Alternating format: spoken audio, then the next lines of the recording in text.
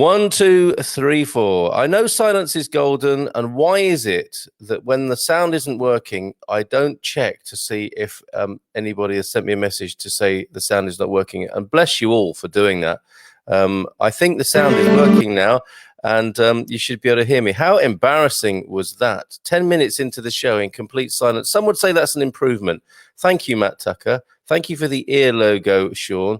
And bless you all for just watching the silent movie that has been the Good Morning Portugal show this morning. Oh, Lord. Thank you very much for all your input there. And thank you, Anna. I'm going to do your quiz now, Anna. You saw the weather.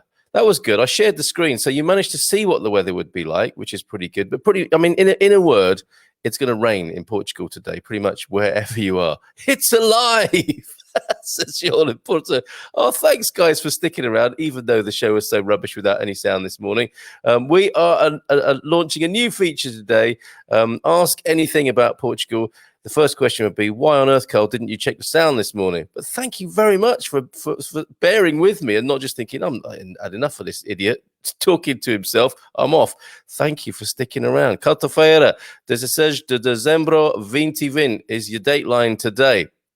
A new feature, Ask Anything About Portugal. With the collective wisdom here, we will do all we can to ask your questions about Portugal. Of course, questions particularly for Brits about what they should do in the run-up to the end of the transition period and the beginning of Brexit proper. If I could even use that, I mean, Brexit proper, those two things don't go together really, do they? No one really seems to know what's happening. And also, of course, with the festive restrictions, pandemic lockdown, it was looking like it was all opening up for Christmas, but of course it may not with rising numbers. So ask anything you want about Portugal, hashtag AAAP, and do let us know what you want to know, and we will do our best in this community to help you. The first question I've got, which we'll come back to after the festive quiz this morning, bit of fun for you this morning, but the first question is from Aaron. I've almost moved to Portugal. I would like to check that my paperwork is in order before Brexit takes hold. I have my residency papers just waiting to register with the local health authority. Think I've got my pension worked out. Is there anything else I should be concerned about? We'll come back to that in our new feature, Ask Anything About Portugal. But we will do the quiz first, and I will move on as if nothing ever happened with that sound business. So let me bring onto the screen the legendary quiz that when we did our legendary quizzes before, whilst they were becoming legendary, we would have Ana Vera, who's now part of our Ask Our Expats team and a great help to the expatsportugal.com community. And she has helped us out here. Instead of just launching it, and Anna in the webinar where we first launched this quiz saying, no, actually, that's not right. No, nor's that. We said to Anna, will you help us with the Christmas quiz? And she's done us proud with this one. So let me bring it onto the screen now. Pens and paper at the ready, or just for fun. It is the Portugal Calling Christmas quiz, or Expats Portugal Christmas quiz, whichever way you look at it. Let's go to the beginning and have a look at this. Come on, where are we? Oh, slideshow from the beginning, from the TOP, from the top. Welcome to our Christmas quiz. And we first put this out on the 3rd of December. And as I said, many thanks to Ana Vera. So first question, question 1. Christmas dinner in Portugal is mainly celebrated on Christmas Eve. What dish is absolutely essential to this occasion? Is it octopus, A? Is it B, turkey and stuffing? Is it C, codfish? Is it D, plum pudding? Okay, and I think what I'm going to do is, because of the technical difficulty I had just now, I want to make. Oh yes, good. We do have the quiz on on the screen. I'm a bit wary and uncertain now of my technological capability, but that was the first question there, and I'm going to go back into it now. Just to make the background. There you go. That's a bit better for you, isn't it? So let's go back into the quiz and take all the gubbins from out of the way there and rock and roll with this. So yeah, question 1 there. What dish is absolutely essential to the Christmas dinner in Portugal, celebrated mainly on Christmas Eve? Is it A, octopus? Is it B, turkey and stuffing? Is it C, codfish? Is it D, plum pudding? Let's crack on. Question 2. Traditionally, when do Portuguese children open their Christmas presents? A, on the morning of December the 25th. B, at midnight from the 24th to the 25th of December. As soon as they receive them, answer C. Or D, they don't get any presents in Portugal. Question 3, question 3. This Christmas tree is made from milk, sugar, lemon peel, cinnamon stick, cinnamon powder for sprinkling, canela, of course, slices of thick bread, eggs, and frying oil. Can you name it? A, pudim de Natal. B, cinnamon toast. C, rabanadas. Or D, bread pudding. Very British. Answer there for D, bread. Was it bread pudding? Okay, forward now. On to Carta Question. As it is Quarta-feira today, Portuguese people traditionally go to Mass on Christmas Eve. What is the name of this special Mass? Is it A, Missa de Natal? Is it B, Missa de Jesus? Is it C, Missa do Galao, as in gallo, as in chicken, not galao, as in coffee? Although that would be a popular Mass, I think. Or is it D, Missa do Boro? Okay, question 5. There is a tradition in Portugal that consists of singing songs on the streets by groups of people announcing the birth of Jesus and wishing a happy new year. Can you name that tradition? A, is it happy singing? And they do look pretty cheerful, this bunch, has to be said. Is it B, Feliz Ano a Cantar? Is it C, carol service? Is it D, that sounds like a British woman, isn't it? Carol service. D, Janeiras. Okay, halfway through. Question 6. What is a nativity scene called in Portuguese? This is an important one because they are beautiful all over the country, and it's great to see that Portugal has made a fabulous effort. And I think whilst I was talking there, while no one was able to hear me, I did mention that I went to Agada. When I first went through the weather, talking about Paca Brolly, yes, in the place of the brolly, the umbrella, Agada last night, seeing that massive snowman that they've got there, and they've done Christmas proud in Agada. But what is a nativity scene called in Portuguese? Is it A, the crib? Is it B, the Casa de Jesus? Is it C, the Presepio? Or is it D, the Casa de Belém? Question 7. In some places, this is amazing, this particular tradition, right? In some places in the interior of the country, Christmas is marked by the ceremony of burning the tree during the night of December the 24th. It takes place mainly in the districts of Bragança, Guarda, Castelo Branco, and Porto Alegre. What's the name of this tradition? Is it A, Madeiro? Is it B, Astrid's barbecue? Astrid of expatsportugal.com, Astrid Fernandes. Is it her barbecue that looks like this with hundreds and thousands of people looking on at the flames? Is it C, Natal Comunitario? Or is it D, Arvoredo? Question 8. The nativity scene of the Basilica da Estrela is one of the most spectacular of the many Baroque cribs in Lisbon. It was commissioned by Queen Maria I of the sculptor Machado de Castro. It was created between 1781 and 1785. It took 4 years to make this thing of beauty and is enclosed in a large closet. How many figures does it contain? Is it A, 290 pieces? Have you seen it, by the way? Let me know in the comments there. Is it B, 370 pieces? Is it C, 480 pieces? Or is it D, 620 pieces? Beautiful thing to behold there in Estrela in Lisbon, in the capital. Question 9. One of my favorite, actually, of the quiz this year. In the past, this cake had a gift inside, a small metal object since banned by the EU for safety reasons. Boo! And a broad bean. So it's got a small metal object, or it used to anyway, and a broad bean. I think still to this day, no less a choking hazard, it has to be said. According to tradition, the person who had the slice of cake that contained the bean would have to pay for the cake the following year. So watch out for that. What's the name of this cake? Is it the A, the Bolo de Natal? Is it B, death by metal object? Is it C, tronco de Natal? Is it D, bolore? Okay, on to the final question. And in 2019, this is Question 10, about 600 people helped to tell the story of the birth of the Jesus in what is considered the largest living nativity scene in Europe. It had a total of 90 scenes spread over 30,000 square meters. Where was it held? Was it A, Covas de Santana, Porto Alegre? Was it B, Avelhas de Ribeira, Guarda? Was it C, Priscos, Braga? Or was it D, here at the Munson Estate? Okay, let us just step out of the quiz. We'll come back to the questions in just a moment. I'll remove that from the screen to see what you're saying in the comments. Make sure we have got sound now. Bon dia from a locked down Germany from Jim. Is that a new development there, Jim? We will. Don't worry, folks. We will come back to those answers in case you're hanging on for the. I'll do it today. We'll come. I'm not going to leave you hanging there until tomorrow. Oh, I could do, couldn't I? No, I won't. Bon dia from a lockdown Germany. So I don't know if you've had an escalation there, Jim. Oh no, not again. All right, Will. These are all the sound comments. I do appreciate you saying, shout or trying to shout out to me while I was blithely going about my business. Carl, I don't know how to read lips. All right. I'm scrolling through all the comments that say there's no sound. Okay, so we get to the point where Gail says, "Got you now, fantastic." And Doreen, yay, sound. And Anna, yay. Thank you for that, for the quiz, Anna. We'll go into the answers, I'll say in just a moment. The weather is so bad that it's better not to hear it. Is that a Portuguese phrase? It sounds like it could be one of those wonderful Portuguese idioms. And I think Paul would agree with you, Anna. It's a filthy morning here in a filthy morning, not in a good way, here in Cabernet de Tavera. Marcos Valbon, hello, Carl. 6 minutes speak with the clouds. That does sound like a Portuguese or Brazilian idiom.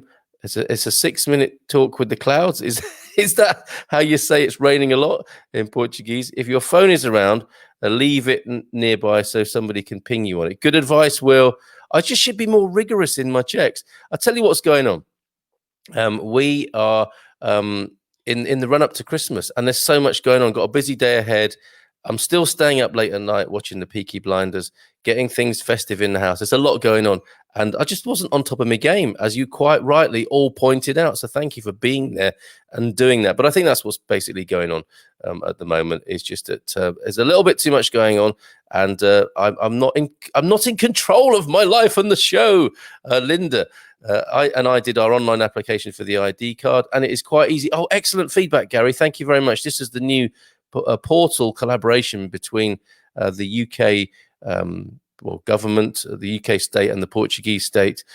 So once you've got your residency as a British person, you can go onto the new CEF website and upgrade to a QR code that protects your rights here in Portugal.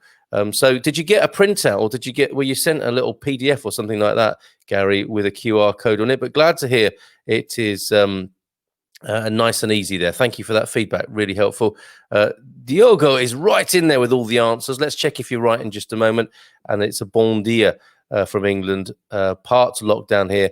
Happy New Day for all. Thanks, Diogo. I love it when you drop in and give us a nice warm warning like that. And Owen Lloyd Martin says, why don't the taxi drivers turn up when you need them? My first chance to treat myself spoilt. Why is there no urgency? So that's ask anything about Portugal. Why don't the taxi drivers turn up when you need them? That is a shame. Sorry to hear that, Owen.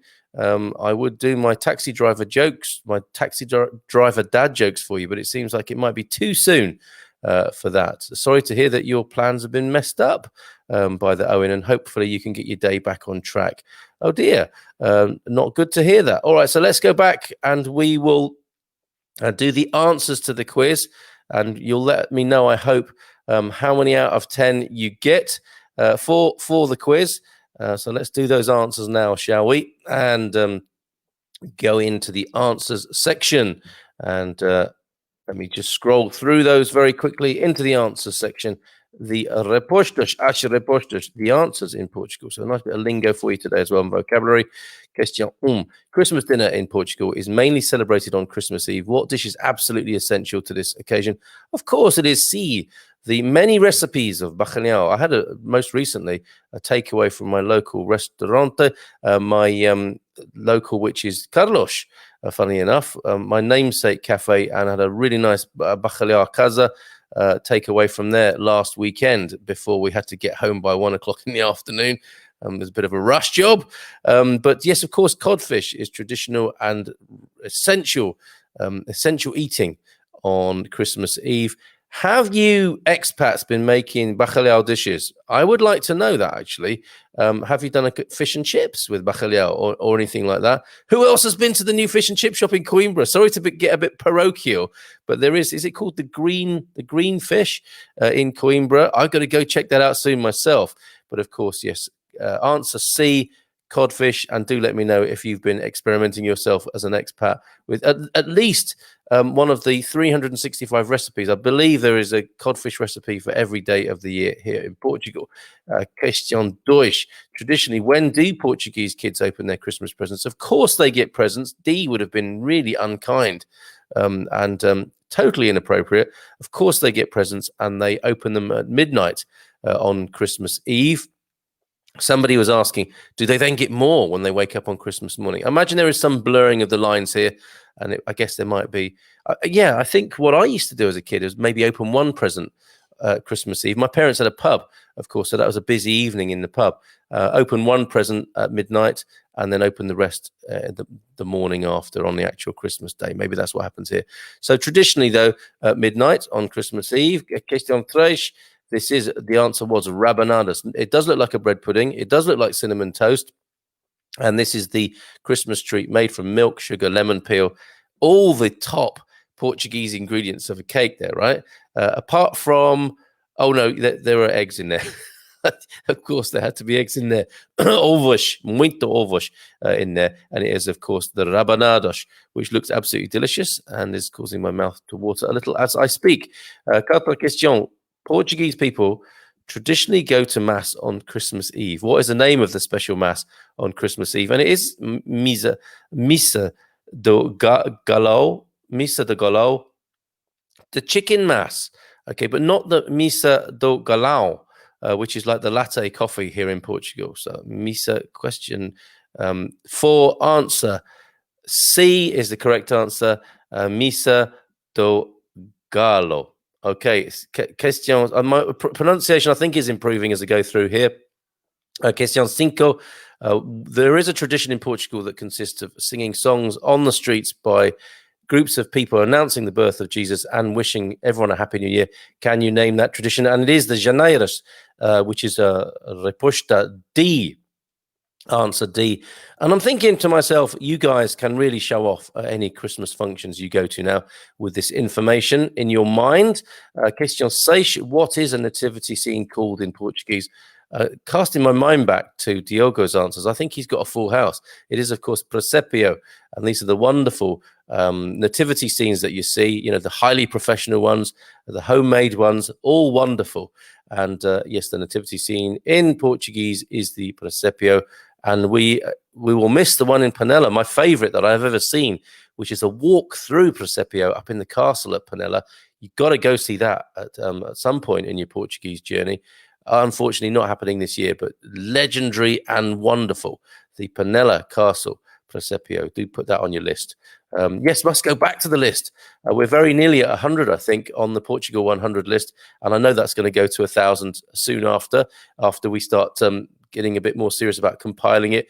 I think I've sort of lost a little bit of interest and energy with that because I'm not going to be going out anyway. What's the point? But we do need it, as I've said before, to keep the Portuguese pilot light lit. All those wonderful things to do in Portugal, the ever-growing list, which begins with the Portugal 100. So we will get back to that in the new year. And we might even make a little booklet, a PDF of that, Expats Portugal. So, question 7. In some places in the interior of the country, Christmas is marked by the ceremony of burning the tree. Very pagan feel to this during the night of Christmas Eve, December the 24th. It takes place mainly in the districts of Bragança, Guarda, Castelo Branco, and Porto Alegre. What's the name of this tradition? It is Madeiro, the wood. I suppose that translates as burning of the wood. And look at that for a fabulous scene. Talking of EU regulations, that fire looks awfully close to the buildings and the people. And I'm sure there would be some EU health and safety interventions there. That photo looks terrifying. Okay, question 8. The nativity scene of the Basilica da Estrela is one of the most spectacular of the many Baroque cribs in Lisbon. Come to my Baroque crib in Lisbon.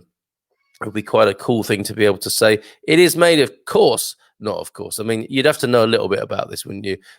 Or take an educated guess with all the many things there, like a quick, like a sort of name the amount of sweets in the jar, name the amount of wonderful figures in this particular closeted, the Georgian windowed closet here of 480 pieces.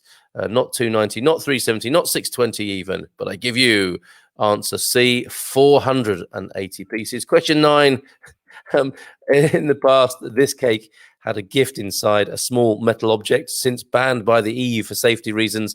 And that's the paternalism that some Brits are not too keen on, who will feel vindicated by the referendum result. Not only did it have the metal object that's been banned by the EU, it had a broad bean in it as well. And as far as I know, still does to this day. When you get the broad bean, which is not going to be a pleasant thing to happen, is it? Hopefully you see that before you see half a broad bean, knowing that you've eaten the other half. You then know if it ends up on your plate or in your mouth. Excuse me one moment. Ooh, you know that if the broad bean ends up on your plate or in your mouth, that you have to pay for the cake the following year. And that's not a cheap thing to do. I very casually said, yes, give me one of those Bolloré, which is, of course, the answer, in a bakery the other day, thinking it would be, very good value, like most of the other cakes in there. I think it's about 11 euros or something. Not that I resent that. I think it's really important, as I've said all along, to support our local bakeries. But I was surprised. But I think it's sold by weight as well. And this is a dense cake with a lot of candied fruit on there, as you can see. So some expensive ingredients and a special time of year, so a little bit more expensive. The Bolloré there, answer D, the name of that cake. And the final question, in 2019, 600 people took part in this festive passion play, effectively. 90 scenes spread over 30,000 square meters. Where was it held? It was held up there in the north, in Braga. Answer C, in Priscos, and not the Munson estate, which is the scandalous rumor that is circulating. So there you go. There's your quiz. Let me know how you did with that. Anybody get 10? Let me know if you got 10 this morning. And Owen saying, I was supposed to go to Coimbra and fish and chips was on the card. Sorry to be rubbing it in there, mate. I hope you can get there by some other means this morning. If anyone is traveling from central Portugal to Coimbra city this morning, give Owen a shout. Send him a PM. Yep, sorry, too soon. He says, yeah, too soon.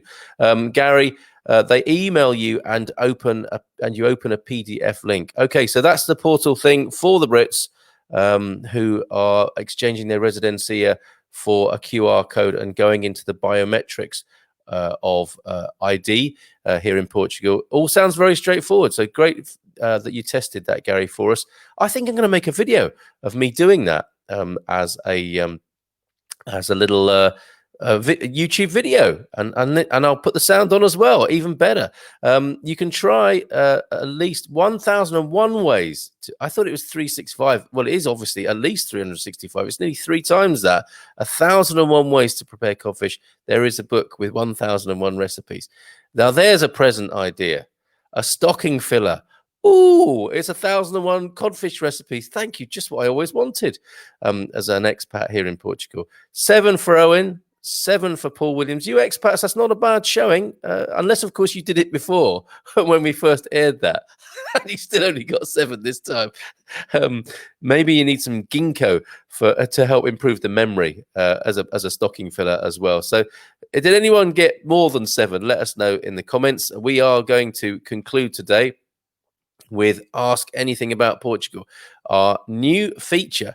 And of course, it lends itself well to Twitter. Spread the word, folks. Anything anybody wants to know about Portugal, we're going to do our best to answer it. And who better than Expats Portugal and our associated community? We can take these questions, of course, to the Expats Portugal forum. We can check them out on social media, and we'll ask them. We'll answer them. We will ask them, and we'll answer them here on the show as well. So I'm thinking Wednesdays are going to be Ask Anything About Portugal Day, where we'll gather the questions together. But I imagine we'll be able to take questions of this kind at any time of the day or night. Certainly our Ask Our Expats team will be up for that. And the question that came in yesterday that we're answering this morning was from Aaron. And if I put it back up on the screen, it said, Where are we? Here we go. From Aaron, I've almost moved to Portugal. I would like to check that my paperwork is in order before Brexit takes hold. Very good, Aaron. Very thorough. I have my residency papers just waiting to register with the local health authority. So, yes, of the three things that were recommended, of course, getting your residency sorted out was the primary thing to do, and of course now this not an escalation but an evolution of that system. Now you've got your residency, go on to that CEF website and get on the biometric ID thingy as well, and get your QR code, which is what you'll need if you're traveling beyond in and out of Portugal hereafter. So that's what you would need to do, Aaron. Register with your local health authority, as you said. So yes, get involved with your local health centre and get yourself a health number, which is the NIS number, NISS, and not your social security number. Although you can register with it and get a social security number as well. But principally, the main thing, yes, get your residency, register with your local health centre, and exchange your driving license. You haven't mentioned that here. So that's what you're also being advised to do, is to register, swap your British driving license for a Portuguese one. I think I've got my pension worked out, he says. Also very thorough. This is a person who likes dotting their I's and crossing their T's, I think, Aaron here. Is there anything else I should be concerned about? Having a good Christmas, I think. Now you've done all of that, basically. I think I've got my pension worked out. Now, that is not a requirement. Sometimes people are asked if they can support themselves, and that would be one way of making sure that box is ticked there, Aaron. So I think, I mean, what does anyone else think here? I think Aaron's done a pretty good job there of making sure everything's in order. If I do, Bifa. Why would you be saying that, Gail? Why would you be saying beef to Aaron? Oh, hold on a minute. My mum was from Cornwall, and I want to make a pasty pie. Proper job. What is the proper way to ask for tender meat? Bifa de vaca para asado. Very good. That's for frying beef, isn't it? I don't know. We're going to get an answer to that question soon. Anna is probably the most likely person. Ask anything about Portugal. We're kicking off with another question, and ask anything about Portugal. Why did you choose Portugal? This is proving very popular already. Anna, just there saying, why did you choose Portugal? Got 10. Yeah, but that's because you wrote the quiz, Anna. I'd be very surprised if you hadn't. But well done. Via Vai do the most wonderful fish and chips near Avalar, I think that would probably be, wouldn't it? Avalar. Probably not far from you there in Alvagra, Gary. But so a couple of fish and chip recommendations. So we're fully in the mood for Ask Anything About Portugal. If you want to know how many recipes there are for bacalhau, it's 1,001, probably at least. If you want fish and chip recommendations, go to Avalar there. Thank you, Gavalar, for that. Yeah, the new chippy in Coimbra. Expats here. Why did you choose Portugal? That's a whole can of worms opening up. We will, of course, return to that. That's a perennial, isn't it? Cartão de Utente, the health centre. So that's what you need, your health card. Aaron, going back to Aaron's original question about getting his ducks in a row for being in Portugal, go to your health centre, get your Cartão de Utente, does that mean utility card? So yes, register with your local health centre and you should be able to get that. And the NIS is the social security number. The NIF is your fiscal number. And then the SNS number is what you'll get with your health centre, I believe. So, and then look at this, Ask Anything About Portugal, including what's the way to ask for tender meat for your Cornish pasty. Ask for a bifa de lombo. It's the best bifa. So there you go, Gail. Your question in our new series, Ask Anything About Portugal. We're off to a cracking start. Is bifa de lombo, and I'll know that when I'm in Lidl now, looking at what might be the tenderest meat in there, whilst I'm looking through the freezer section there. So thank you very much, Anna, for your help. And an utent is a user or a client. All sorts of info this morning as we conclude today's show. And I have a message. I've got a PM coming in that I suspect might be useful to include as well, but it won't open up. Has anyone been having trouble with YouTube or Google recently. Some of us experienced that. YouTube had an outage for an hour a couple of days ago. Maybe it's all the people indoors, in the lockdown.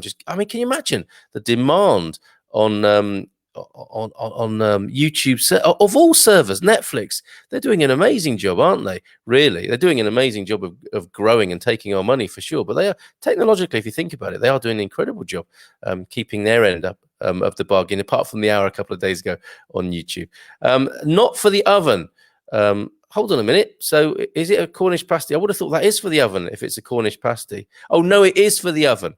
Okay, so what would be the best beef? I'm gonna leave you, Anna and Gail, to chat about that between yourselves there, to go into the finer points of the tenderest beef for a Cornish pasty.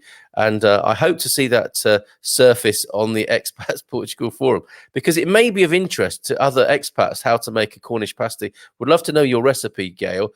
And obviously native Portuguese people might like to try one of the famous British pasties, pastries there, in the form of talking of legendary quizzes, that is a legendary pastry, isn't it? The Cornish pasty. I think it's got to have a lot of white pepper in there, and you've got to have some brown sauce to go with it. There was indeed a crash on Google YouTube a couple of days ago, and that was worldwide. The Crown. Oh yes, talking of Netflix, Gary was getting stuck in. He wanted to see what not Pamela Anderson, Gillian Anderson. They're very different people, aren't they? Pamela and Gillian Anderson, let's face it. But Maggie is creepy. It's true. But don't you think Gillian Anderson plays her so well there in The Crown, Gary? Anna says you have to explain that to the butcher. Okay, now forno. Yes, for the forno, for the oven. I think we're going to have to carry that one forward. And that was not, I wasn't expecting that. I'm not disappointed, but I didn't know that's what we would be doing today when it came to ask anything about Portugal, how to get the best beef to go into a Cornish pasty. And if I may throw in a little bit of controversy here, is lamb not also a possibility for a Cornish pasty? A bit of scrag end to go in there, because presumably with the cuts that go into a Cornish pasty, they're not going to be your best frying meats, are they? They're going to be your little leftovers and stuff. And the whole reason for having a Cornish pasty is to get a bit of nutrition and fill your belly up, and just use the merest hints of meat, just the merest suggestion of meat in there. And of course, part of it, the part of the folklore I love about a Cornish pasty, and back me up on this, Owen, as a chef, is is you have the crust. It's a handle, wasn't it, for Cornish tin miners who had filthy hands, couldn't wash their hands down in the mines, and they would eat the pasty holding on to the crimped part of the crust as a kind of handle, and then they would chuck that down in the mine. And is it called the sprigand? Or were the spriggans the little sprites in the mine that they were giving that offering to? Far too much information this morning about Cornish pasties, and hopefully some useful information for you there, Aaron, with our new feature, Ask Anything About Portugal. Maybe try that on Twitter. We do have a Good Morning Portugal Twitter account. Maybe that hashtag will start trending.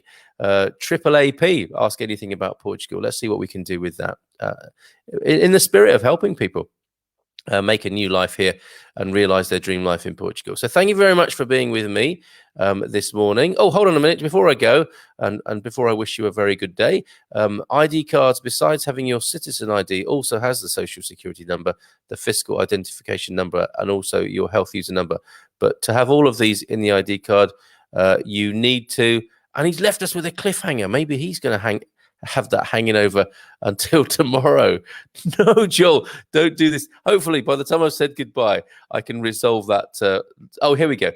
You have to check the boxes and have the previous numbers already. Okay, so I think that's all going to come together for Aaron and the rest of us who are adopting and absorbing the biometric way of ID here in Portugal. And that did come as a little bit of a chilling, how would I put this, a little threat to people's a notion of liberty, because in the UK, of course, there is no formal ID. There are passports. People are used to passports. There are driving licenses. People are used to driving licenses, but there is no formal ID card, despite decades of people asking for them and refusing them in the UK. And I think that did slightly concerned some Brits that they were, and especially using the word biometric, that did concern some people. But you're just falling into line with how Portuguese people do it, folks. So that's I don't think there's any need to be unnecessarily concerned about that. And as Safaro says there, everything will be in one place on that ID card, and your QR code thingy is the beginning of that process. And the stick, there is stick and carrot in there, isn't there? There's the ethical stick, but the carrot, of course, is that it protects your rights as a British citizen. That's why I think part of the reason they've come up with that is to make sure that Brits, after the transition period and into the Brexit proper, British rights in Portugal are protected by having that QR code for travel and for other rights that we have become used to. Yes, says Gail, my grandpa was a tin miner, and so my little bit of useless trivia about Cornish pasties was maybe around about right. And another weather report, just by confirmation of the downpour. Hi, Mag, lovely to see you. Haven't seen you for a while. Mag Rasmussen, bon dia from Faro in Covilha. It's pouring down there today as well. So thanks, everybody. Thank you for being such good pals and sticking around, even though I was talking for pretty much 9 minutes with no sound on this morning. I wish you a very good day. I suspect tonight on the Portugal show, we will continue with our theme, Ask Anything About Portugal, or whatever might come up. I had a very interesting session last night with Donna Jacqueline, what is she? She is our honorary grandmother of our community and our expert elder. Got some deep into the politics of the pandemic and COVID last night, whilst we were just hoping to talk about community. It's amazing how these conversations turn out. Do join us for one of those. Who knows what might happen tonight from 10 on these same platforms, on Facebook and on YouTube. And great show, Carl, even with 9 minutes of no sound. That's the best review I think I've ever had. Thank you, Anna. Take care, everybody. Bye for now. Até logo. Até já. Até próxima. Até amanhã. Beijinhos, abraços. And as well as 1,001 ways to cook bacalhau, I think there are 1,001 ways to say goodbye in Portuguese. So take care. Bye for now.